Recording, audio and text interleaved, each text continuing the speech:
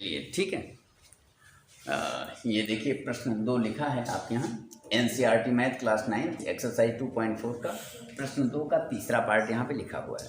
क्या करना है मैंने कल भी बताया था, गुणनखंड प्रमेय लागू करके आपको ये बताना है कि GX PX का गुणनखंड है कि नहीं है। मैंने कल क्या बताया था बोलिए, कि इसको देखने के लिए कि GX PX का गुणनखंड है कि नहीं है, x-3 से इसको भाग देंगे, शेषफल देखेंगे, शेषफल अगर 0 आएगा तो गुणनखंड होगा, शेषफल 0 नहीं आएगा तो गुणनखंड नहीं होगा। ये कल मैंने बताई थी, लेकिन मैंने एक दूसरी बात भी बताई थी।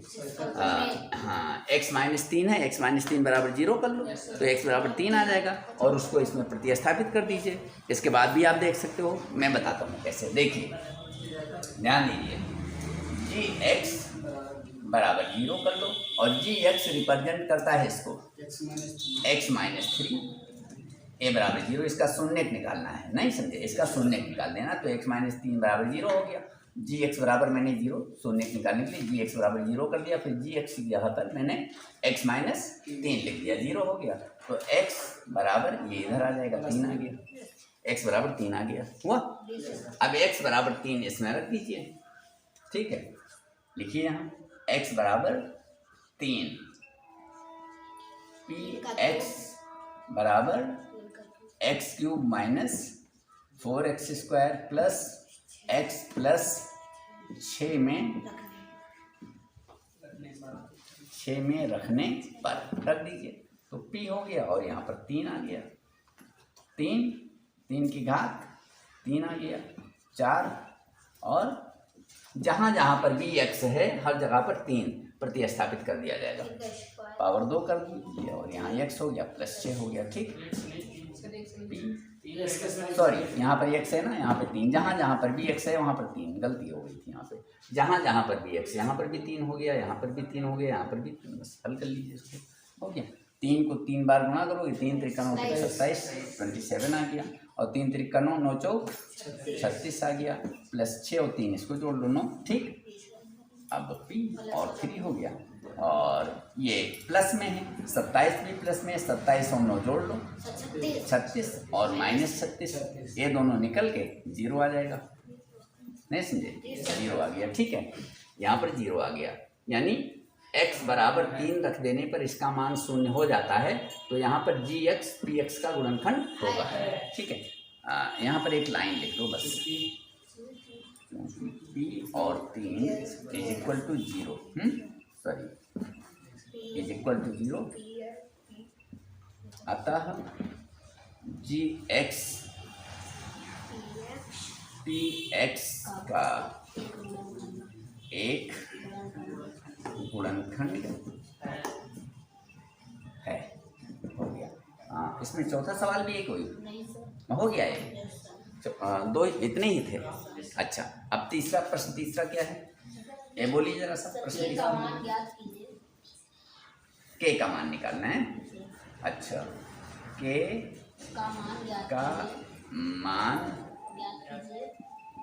का मान ज्ञात कीजिए, जबकि निम्नलिखित स्थितियों में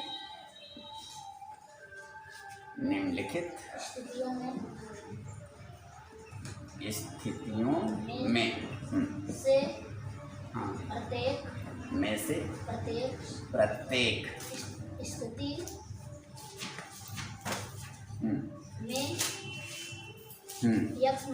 में x-1 ठीक है, हाँ, px का एक गुणनखंड हो, px का एक गुणनखंड हो,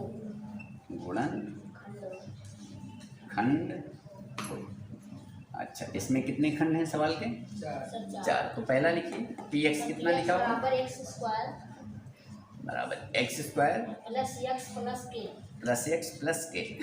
देखो बेटा, इसमें सवाल का स्वरूप बदल गया है, इसमें सवाल का स्वरूप थोड़ा बदल गया है,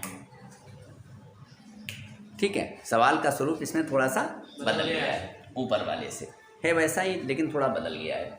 इसमें क्या है, इसमें साफ साफ इसने कह दिया है कि ये px का x-1 एक गुणनखंड है, लिखा हुआ है, निर्देश में लिखा हुआ है। देखिए के का मान ज्ञात करिए जबकि निम्नलिखित स्थितियों में से प्रत्येक स्थिति में x माइनस एक पी एक्स का एक गुणनखंड है।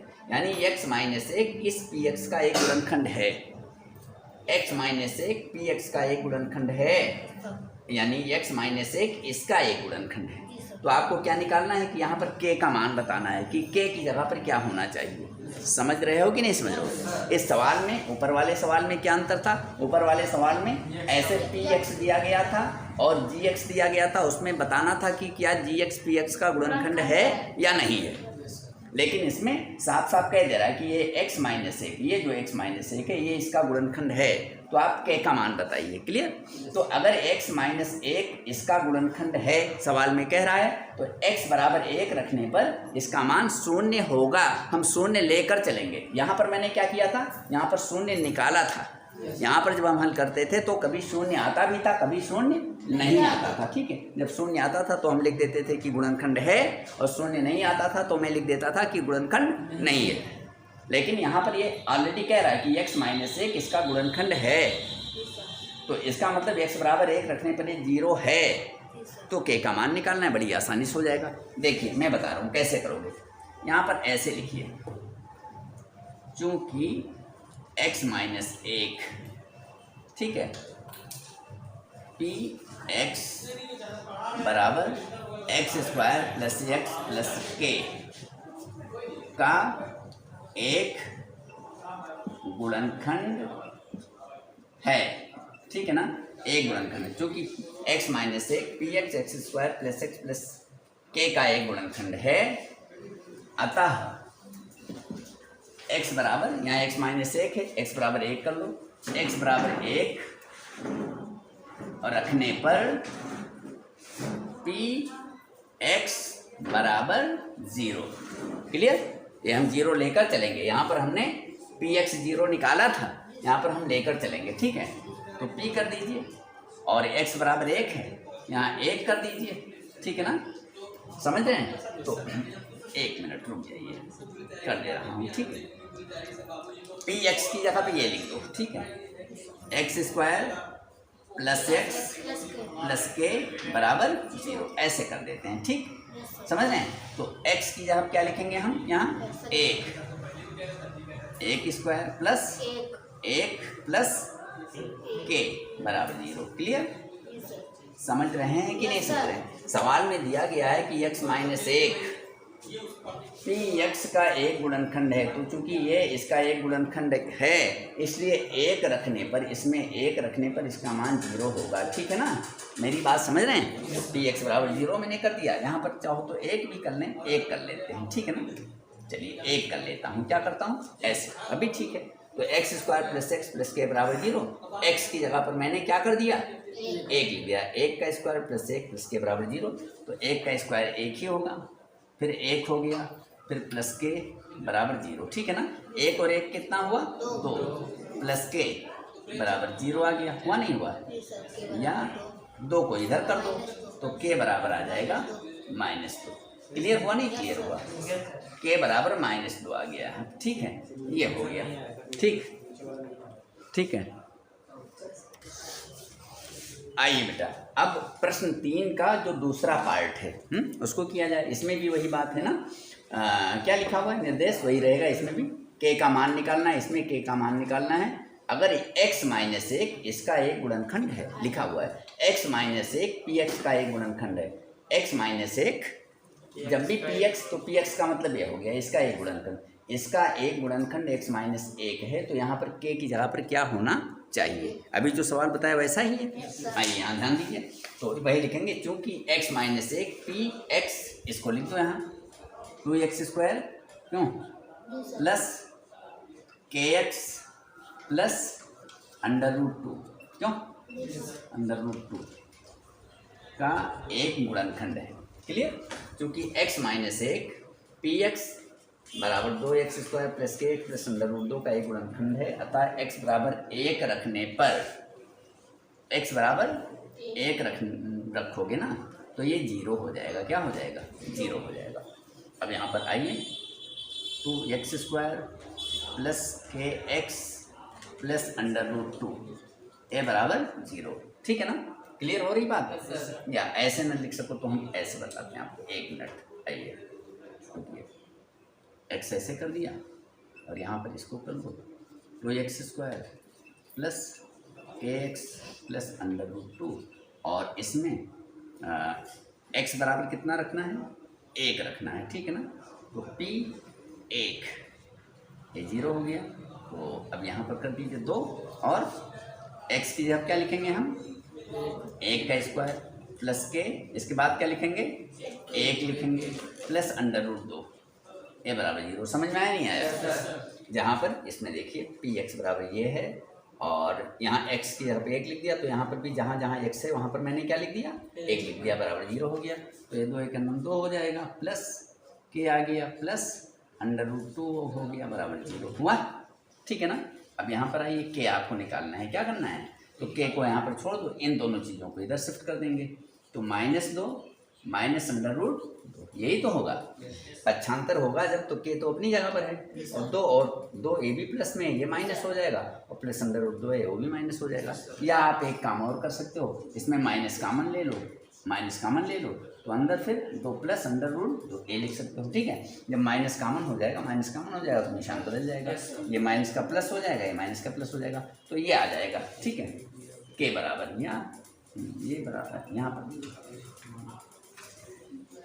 ऐसे कर दीजिए, ठीक है ना।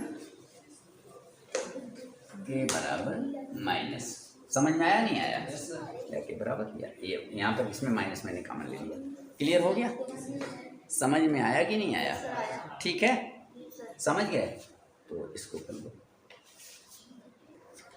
ये तीसरा सवाल है, इसमें भी के का मान निकालना है, और जबकि ये x माइनस 1 इसका एक गुणनखंड है, ठीक है। और इसमें भी क्या निकालना है? के का मान। जैसे अभी 2 सवालों में देखा आपने, वैसे इसमें भी के का मान निकालना है, लेकिन दिया गया है कि इसका x माइनस 1 एक गुणनखंड है।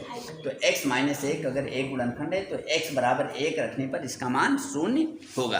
क्लियर हुआ ना? आइए यहाँ ध्यान दीजिए, तो लिख दो px बराबर के x² माइनस √2 x प्लस 1 कर दिया ना। और चलिए यहाँ पर 0 कर देते हैं, ठीक है। p1 बराबर 0, क्लियर। तो यहाँ पर आ जाइए के, और x की जगह क्या लिखेंगे? जहाँ पर भी देखिए, यहाँ x की जगह पे 1 लिख लिया मैंने, तो जहाँ पर भी x 1 लिख दो, के 1 का स्क्वायर माइनस √2 इंटू 1 प्लस 1 बराबर 0। समझ में आ रहा है कि नहीं आ रहा है? ठीक है ना। तो 1 का स्क्वायर 1 होगा, के से गुणा करेंगे, क्या आ गया,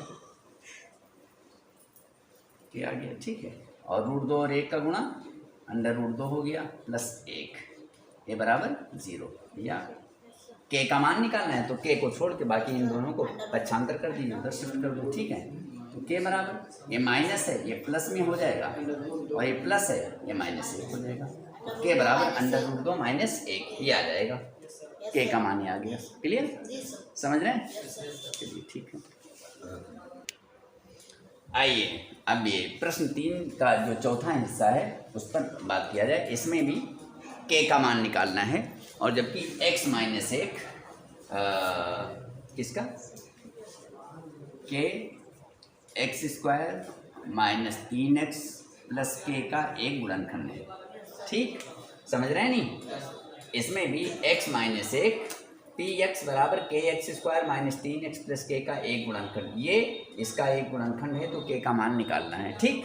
समझ रहे हैं नहीं? आइए चलो यहाँ पर लिख दो, px बराबर क्या लिखेंगे, kx² माइनस 3x प्लस के, हुआ, ये हो गया, ठीक है। और p यहाँ लिख दिया मैंने, चूंकि x माइनस 1 इसका एक गुणनखंड है, इसलिए इसको उधर ले जाएंगे। x बराबर 1 रखने पर क्या होगा, px बराबर 0 हो जाएगा। क्या होगा, px बराबर 0 हो जाएगा। क्लियर हुआ ना?